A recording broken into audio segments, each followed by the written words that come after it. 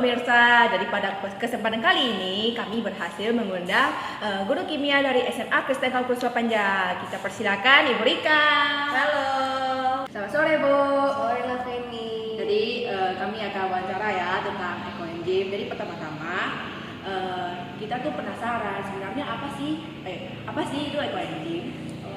Jadi ekoenzim itu sebenarnya adalah cairan serbaguna yang bisa digunakan untuk berbagai bidang, baik dari kesehatan, kemudian keluarga, khususnya rumah tangga gitu, bahkan sampai ke pertanian, bisa juga untuk membersihkan air juga bisa, perikanan, industri perikanan juga bisa.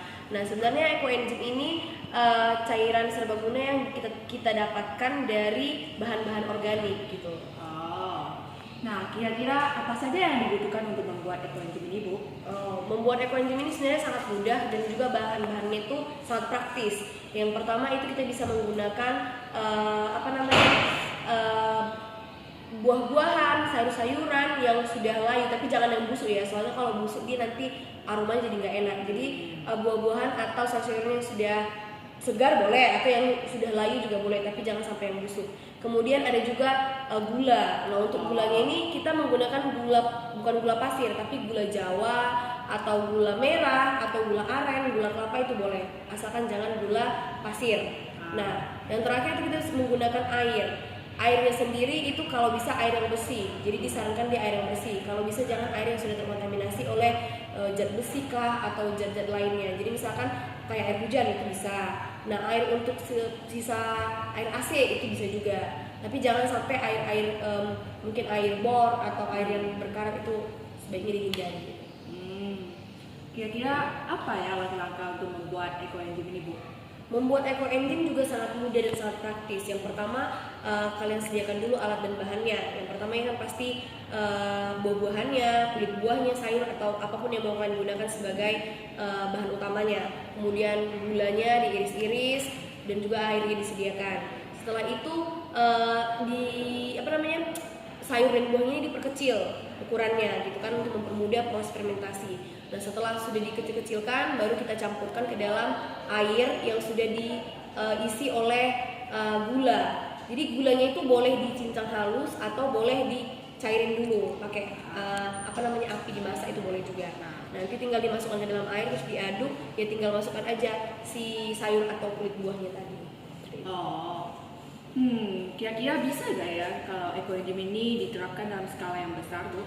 Oh sangat bisa karena bahannya murah ya kan, praktis dan juga kegunaannya banyak sekali. Nah jadi produknya itu bisa kita gunakan untuk berbagai bidang. Jadi kalau dibuat sekali aja gitu kan dalam beberapa liter atau berapa ribu liter itu bisa kita gunakan untuk membantu menjernihkan air, kemudian untuk membantu meningkatkan kesuburan tanah, kemudian untuk membantu pertumbuhan dari tanaman itu bisa, bahkan bisa digunakan juga untuk industri rumah tangga, misalkan untuk pengganti pelantai, pewangi lantai itu bisa, untuk membersihkan kotoran-kotoran di kompor, bahkan bisa juga untuk skincare. Kalau misalkan kalian pernah dengar ada cuka apel yang viral itu sebenarnya ekoenzim yang digunakan jadi toner, itu bisa juga. Kira-kira ada nggak ya kadaluarsa dari ekoenzim ini? Ekoenzim itu tidak punya kadaluarsa karena ekoenzim ini kan terbuat dari bahan-bahan organik. Nah, jadi semakin lama sebenarnya itu kan semakin banyak proses fermentasi yang terjadi. Nah, kita kan ekoenzim ini memanfaatkan bioteknologi sebenarnya kan. Nah, karena kita menggunakan bakteri-bakteri baik yang dari hasil fermentasi gitu kan. Nah, jadi semakin lama sebenarnya semakin bagus. Tetapi kita lihat juga untuk iklim yang tempat pembuatannya itu. Kalau kita di Indonesia ini kan biasanya kan karena iklimnya panas itu minimal itu 3 bulan. Tapi kalau dia yang di iklim dingin itu bisa 6 bulan. Oh bisa bertahan lebih lama gitu ya, Pak? Bukan, itu proses pembuatannya. Tapi kalau expirednya nggak ada. Expirednya nggak ada. Oke, terima kasih Bu untuk menjawab pertanyaan dari kami. Percayalah bahwa informasi yang dibawakan akan sangat bermanfaat bagi pemirsa sekalian. Terima kasih banyak Bu. Oke, sama-sama.